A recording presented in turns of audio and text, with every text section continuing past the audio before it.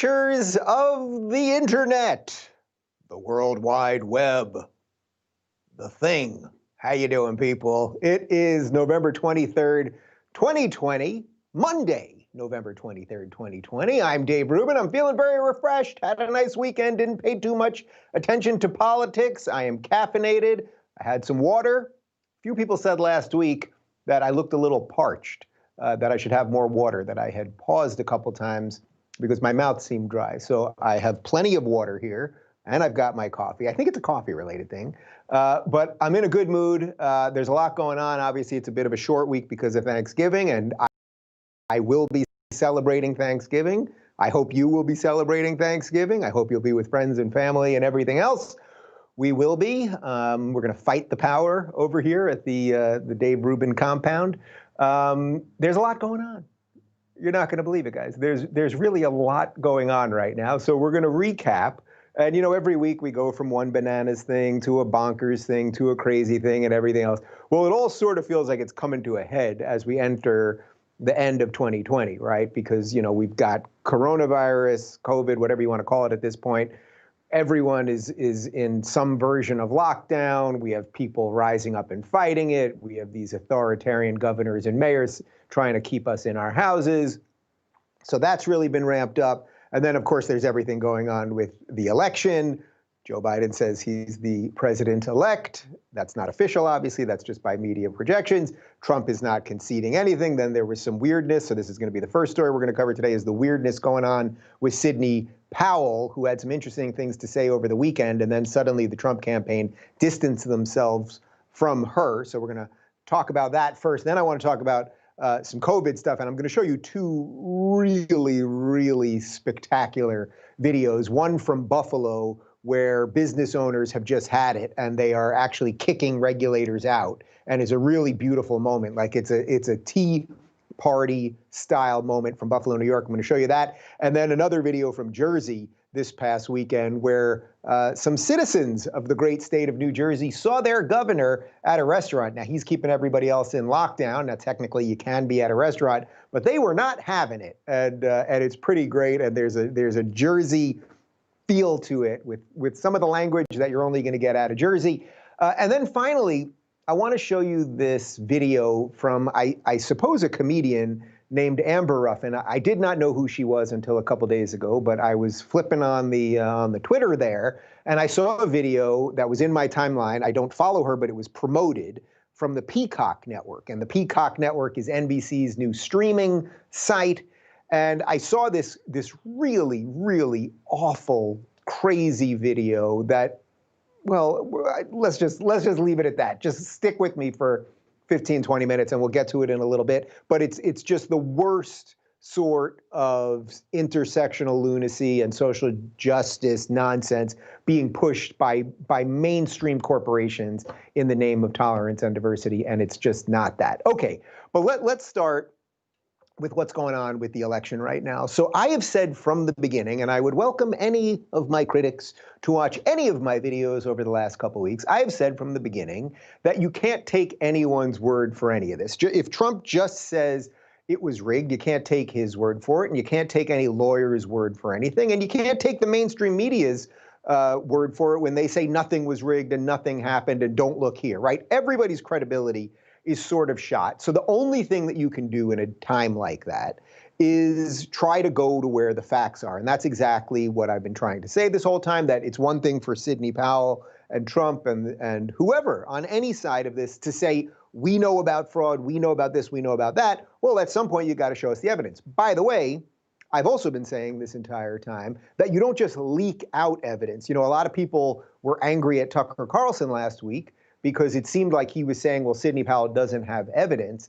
And really my defense of Tucker, it was a defense of Tucker and Sidney actually, which was you don't leak things out. Imagine if you had a murder case next week, right? You got a murder case that you're trying 7 days from now. Would you suddenly be telling the media and the other legal side and everything else, oh, well, you know, we did find this knife here and this guy told us this and that? No, you'd wait till you were in court. Now, we're in a weird time these days where lawyers are always doing things on television, and obviously there's a certain magnifying glass on this because it's the election. But in essence, Tucker was saying, well, she didn't provide any evidence, And Sidney Powell was saying, well, actually, we offered you some testimony and some affidavits, which they didn't want to air. But I think what really happened there was that, if anything, Tucker was trying to set up something, right? Like, basically, he was like, okay, we have her on, but we can't, or we're going to talk about the story, but in essence, we can't confirm this until there's evidence, which is the truth. That's exactly what I've been saying. So now I'm going to show you two things here, because there was a really interesting twist of events this weekend. So first off, Sidney Powell, who was is the key word here, until the last 24 hours, basically, was on the Trump legal team. She was on Newsmax TV talking about what she's got. So let's take a look at the clip, and then we'll go from there. What is your timeline as you look at this? You know, what's the timeline you think before you can put out some of this evidence that can really, you know, if you want to shut the media up, or they say that you guys have nothing, when will you have some of this stuff that's this hardcore evidence in paper and writing? Well, frankly, the affidavits we've already introduced are hardcore evidence. They're firsthand testimony of witnesses who saw how and why the system was created and how it worked to accomplish the objective for Hugo Chavez. There are people who saw ballots being destroyed. We've got evidence from people who saw fake ballots being created. We've got all kinds of different evidence, and then we've got the statistical and mathematical evidence that's absolutely irrefutable. I mean, a coin doesn't land on the same side when you flip it 186,000 times.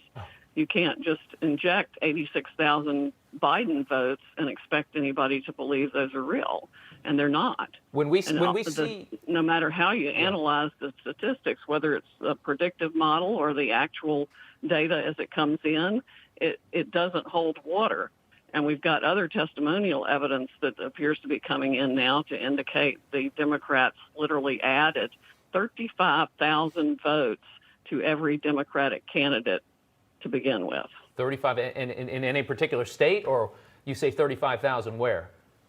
We've got it definitely all over one state, and I would be willing to bet it happened everywhere. Okay, so as I've said many times, you can't just take Sidney Powell's word for it, right? You just can't take that. But she's laying out some very specific things. She's saying we have firsthand testimony. She's saying that they saw ballots destroyed. And then she's also talking about the statistical evidence. Hey, Connor, I'm getting a little feedback here. If you can just cut that for me, thanks. Okay, so she's laying something out, but you can't just take her word for it. But she's saying this is what we have and this is what we're going to present to the courts. Now, that was this weekend. And then yesterday, things got a little stranger because suddenly Rudy Giuliani, who's heading the Trump legal team, he put out a statement. So let's read the statement here. Quote, Sidney Powell is practicing law on her own. She is not a member of the Trump legal team. She is also not a lawyer for the president in his personal capacity. Okay, so now this gets really interesting because we showed the clip, but she was at the press conference with Giuliani and Jenna Ellis, the other two lawyers that involved her, at least on the public side. She was at the press conference last week. So something happened in the midst of this. Now, I saw a whole bunch of people saying all sorts of stuff over the last little bit. People are saying, well, Sidney Powell is obviously insane. She's a conspiracy theorist and blah, blah, blah. Now, I still just don't buy that. I don't buy that this woman is just lighting herself on fire and has gone completely crazy. I suspect that she has some of the evidence that she's talking about, and she's going to try to lay it out in court. Okay, whether that will be enough to prove anything or anything else, separate issue. But I saw a lot of people saying that.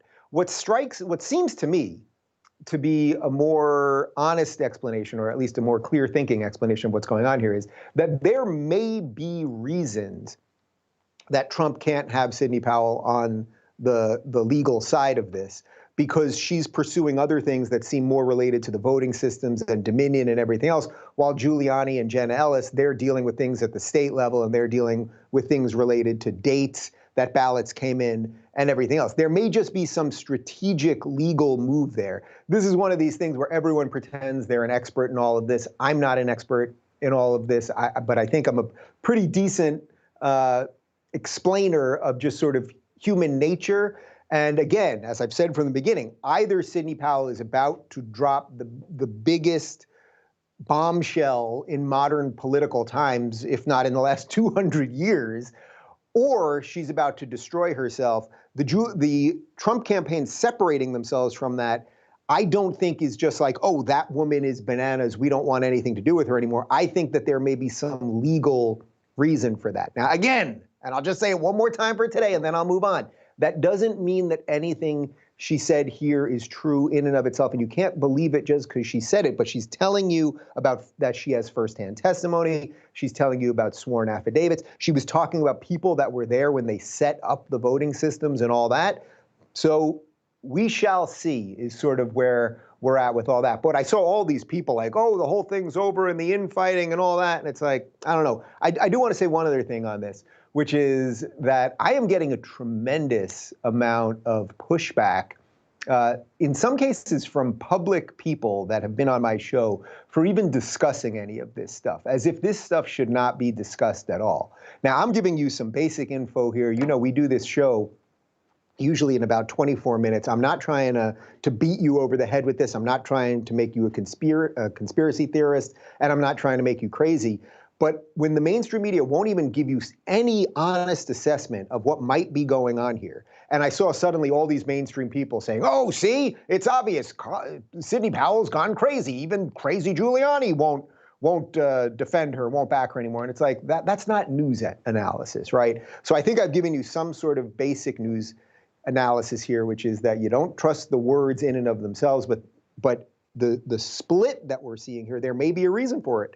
And if there isn't, if we find out that ultimately, and by the way, it'll all come out one way or another, like in a year from now, if this whole thing falls apart and Giuliani's like, yeah, I thought she was bananas and that's why we got her off the team, well, then that would be worth talking about. But analyzing it as we get it now, there's nothing wrong with talking about that stuff. And I'm seeing a lot of people that just don't want us to talk about any of these things. Don't give it any air because it's all so crazy. And it's just like, that's not how I'm going to behave. I'm just not going to behave that way. And speaking of how I'm not going to behave, I will also be having Thanksgiving.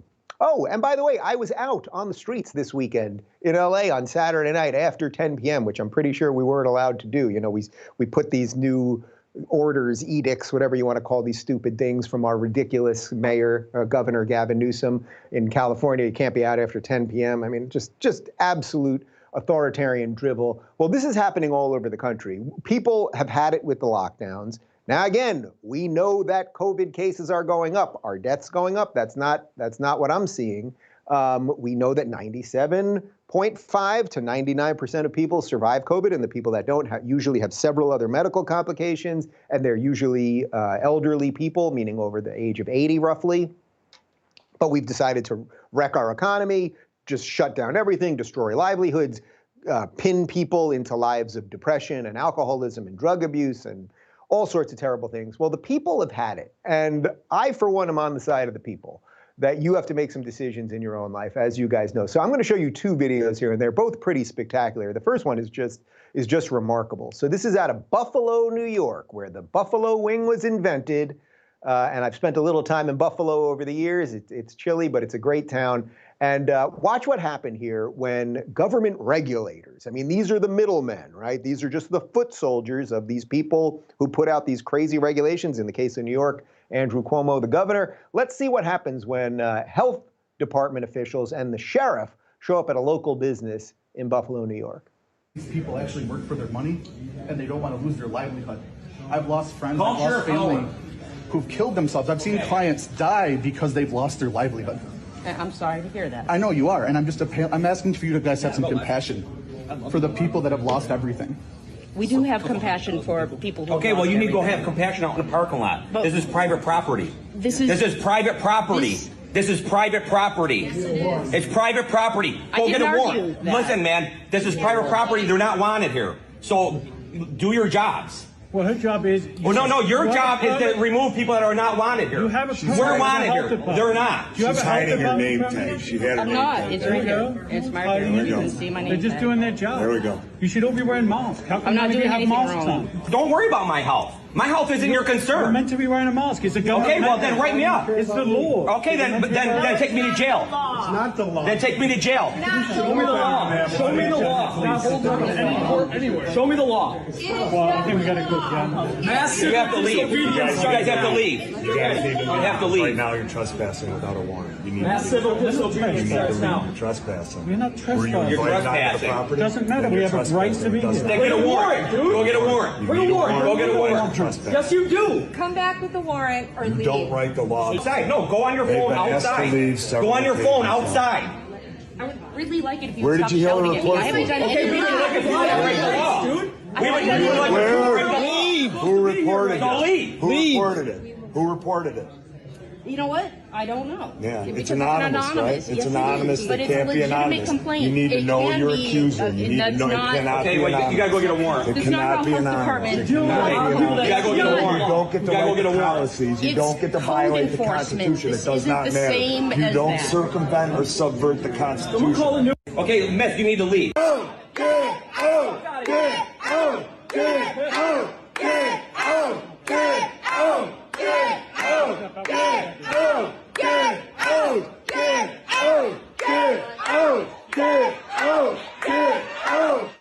Man, ladies and gentlemen, that right there is what America is all about. I am proud. Like, I have a feeling of pride while watching that video. That is what it is all about, standing up to authoritarian governments and middle management people who have never created anything and who are trying to control you.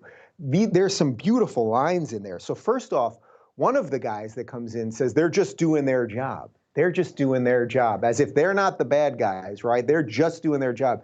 You know what the Nazis used to say when they would put Nazis on trial, the Nuremberg trials, and after the Holocaust, after World War II, they would put Nazis on trial, and almost everybody would say, I was just following orders.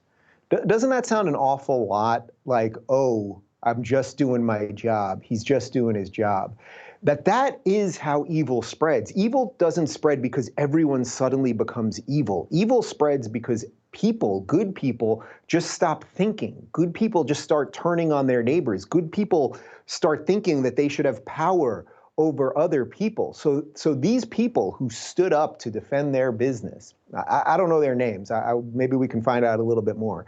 But these are true American heroes. These are patriots. And what this was making me think, and they got rid of them, like they got them out of there. And basically those regulators, I'm not even saying they're bad people, they're just people who aren't thinking and they're just doing their job of nothingness. And by the way, the beautiful thing, when the owner there at the beginning was saying this thing about people have died, well, it's beautiful because he's trying to show you the human cost of this nonsense. People are dying because of lockdown. People are depressed. People are angry. People are scared. We're breaking social human moments.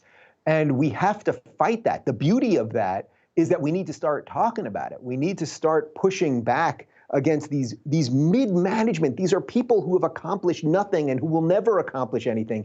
And they're using the power of the government to come in and stop good people who have built things, created things, restaurants and stores and jobs and businesses and livelihoods. We're letting them come in and basically try to stop them from doing that. Tell them, I'm nobody that's ever done anything, but I'm going to tell you how to live your life. And Americans are pushing back, and it really is a beautiful thing. And it was making me think, maybe what the next version of the Tea Party is. I'm talking about the original Tea Party. No taxation without representation. Well, maybe it won't be a massive worldwide or nationwide move.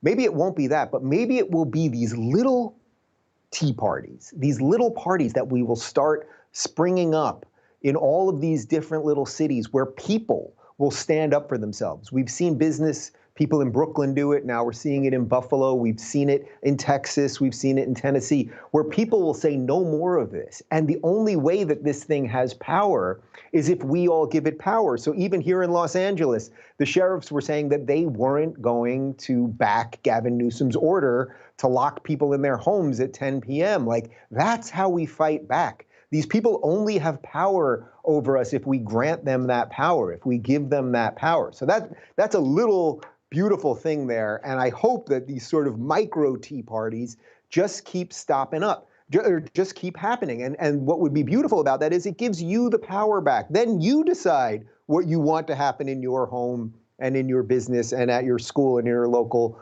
community. Imagine that, personal responsibility. I know, I'm just crazy. Okay, so let's show you another video. Now, I have to warn you here, people, there's gonna be an F-bomb or two because this comes straight out of Jersey, okay? And everything about this video is why I freaking love New Jersey. It's why I love The Sopranos. It's why I love the Northeast and all of that stuff.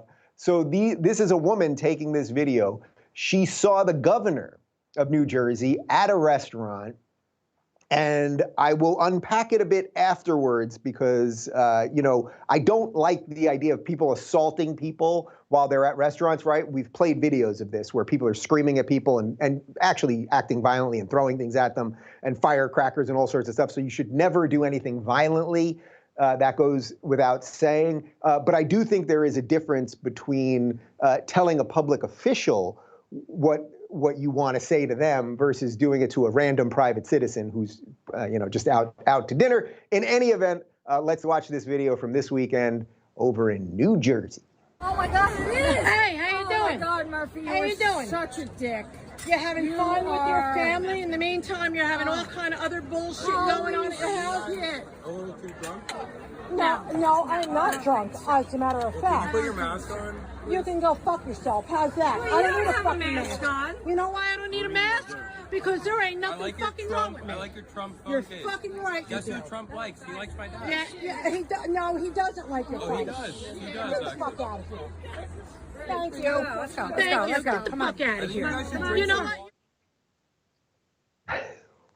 I did warn you about some colorful language there. Like that to me is like just such a great example of New Jersey and like people standing up for themselves. Now, first off, okay, let's be clear. So Patrick Murphy is the governor of New Jersey. Now they've had all sorts of crazy lockdowns and the rest of it. So technically what he's doing there was not breaking his own laws and his own regulations because he was sitting at a table. So I believe you are allowed to sit at a table. That's why these restaurants are open, right? Now, the funny part is he obviously starts feeling guilty by the end because then he puts the mask on, but he's sitting with his family at a table. There's no reason to wear the mask. Now, colorful language aside, like I just love the like balls on that woman, right? Like just you are not better than me.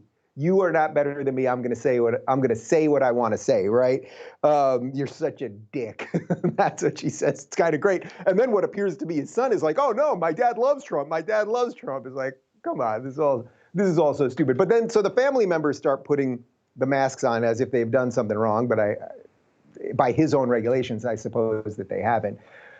Now, look, I don't like the idea of people verbally going after people at restaurants and at public places and all of those things. And I've talked about why we can't have that. Like it will unfurl the bonds of society if we're just constantly assaulting people verbally, certainly physically and everything else.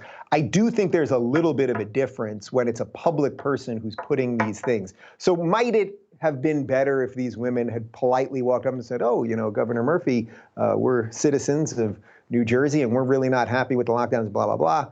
Yeah, it might have been, wouldn't have gone as viral, and you know, these are Jersey ladies, and you gotta love them for it. But again, this is what I mean by the sort of micro Tea Party version of this stuff. People are being brave. These are the types of video, you're not gonna see that Buffalo video on CNN. You're not gonna see this Jersey video on CNN. If anything, maybe that Humpty Dumpty buffoon Brian Stelter will show this video to sort of imply that you know, Jersey people and Trump supporters are all racist white supremacists or something, because they would edit it in a weird way. But I just think it's important to show you guys these things so that you feel a little more courage in your own life to stand up for whatever you believe in, as I always say, even if it's not what I believe in. Okay, gonna do one more for you, because I thought this was just sort of a perfect example of how crazy everything is and how when we talk about why social justice is wrong and intersectionality is wrong and everybody's a Nazi is wrong and Trump supporters are all racist is wrong. When we talk about these things, these aren't just like micro things. These are actually really macro things that are being embedded into society at the highest levels. So over the weekend, I was flipping around on my phone for a few minutes and I saw a promoted tweet. I saw a promoted tweet by Peacock TV, which is NBC's new streaming network. I don't have it. I've never seen it, but they're obviously putting money into it. They started a digital network, right? That's great. They started their own digital network and they're financially promoting things. That's how it got into my timeline. And I saw this video of a comedian. I suppose she's a comedian. I've never heard of her before. And as you'll see, I don't think there's much comedy going on here. But a comedian by the name of Amber Ruffin. Now, I have nothing against her, actually, but I am going to show you this clip and then we're going to unpack it a little bit. And you let me know if you think something is wrong with this. So this is a clip from the Amber Ruffin Show talking about what you should do this Thanksgiving. Ever since the election, there's been a lot of talk in the media, online, and maybe even in your white family's group chat about how it's a time to reach out to Republicans who are upset about the election, about how it's important to build bridges to Trump supporters and to find common ground with them. And I just wanted to let each and every person out there know that you 100% absolutely do not have to do that. In all honesty, I would suggest you don't, and here's why. Trump supporters are racist, and if you create a space for racists to thrive, they will. And is that something you want? Truly, can Cindy come over to your house and be like, yuck, Mexicans? Because if so, you are providing a safe place for her racism to flourish. Don't be like that. Giving a racist your time and energy is like giving a seed water and light. It helps them grow into a flower, but not a normal flower, one of those terrifying flowers from Little Shop of Horrors. You don't owe them anything, especially forgiveness, because it's okay if you don't forgive them for what they've done. Separating families, empowering white supremacists, bringing back Kid Rock. Your sympathy and empathy are important and necessary gifts, but you don't have to give those gifts away at the expense of your humanity. It is not a white elephant party with your office. It's a red elephant party, and all of their gifts are bad and hate black people. So if you needed someone to tell you this, here goes. You do not have to go to their weddings, and you do not have to invite them to yours. Your uncle isn't weird. Weird uncles have eye patches and tell ghost stories. Your uncle is a racist. And if he has an eye patch, you have a weird uncle who is also a racist. And whenever we can have Thanksgiving together again, you don't have to go.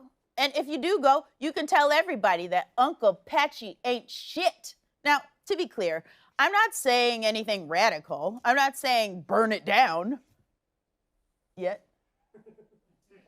But really, I'm not saying cuss everyone out. I'm just saying you don't have to be sweet to everyone. Kindness is your gift to dole out as you see fit. And I really want you to hear this. Searching for the good in someone who thinks nothing of you is how they condition us to become accustomed to being treated like shit. Don't become accustomed to being treated like shit. You don't have to be nice to Trump supporters. You don't have to find ways to get close to them. In fact, you shouldn't get close to them because they're probably not wearing a mask. They deserve to lose and they lost. And they're allowed to be sad, but you're allowed to laugh at them because after all the things they did to us, this shit is funny as hell. Okay. I'd like to declare here on November 23rd, 2020, that comedy is officially dead because there was nothing funny there. It was actually kind of scary and gross. And now I want to be clear. I don't know Amber Ruffin. I had never heard of Amber Ruffin before this. The only reason I'm playing this clip is because NBC, which is a giant corporation that has a lot of influence and a lot of control over your lives, the messaging that you hear in news and in entertainment and everything else, they're putting money behind that, like major money behind that show. I guarantee you that whatever the budget is for that show for a year, that is significantly more than the budget is for this show that I run here. Okay, now that's well and good, and I'm not controlled by anybody, and that's wonderful. But the point is that giant corporations, in a weird way, have now decided that hating people, it's not just calling everybody racist, but that was hate. Like that was all, that in effect, if you want to talk about hate speech, congratulations. You got it right there because she's telling you to hate half the country and it's just awful. So you know what I did? I rewrote that speech, just a bit of it. I paraphrased it and made it a little more succinct and did it the way that I would do it. And I'll leave it up to you guys to decide which one is better, which one is a more effective way for us to live in a pluralistic, free society. So I'm going to do this, and then I'm going to say goodbye to you. So here we go. This is me making Amber Ruffin's speech decent. Crazy. Ever since the election, there's been a lot of talk in the media online and maybe even in your family's group chat about how it's time to reach out to Republicans who are upset about the election, about how it's important to build bridges to Trump supporters and to find common ground with them. And I just wanted to let each and every person out there know that you 100% absolutely should do that. In all honesty, I would suggest you do because Trump supporters are not racist. If you do so, you are providing a safe place for unity to flourish. Give your family time and energy. Forgive one another for what they've done. Sympathy and empathy are important, and you should give them away. So if you needed someone to tell you this, here it goes.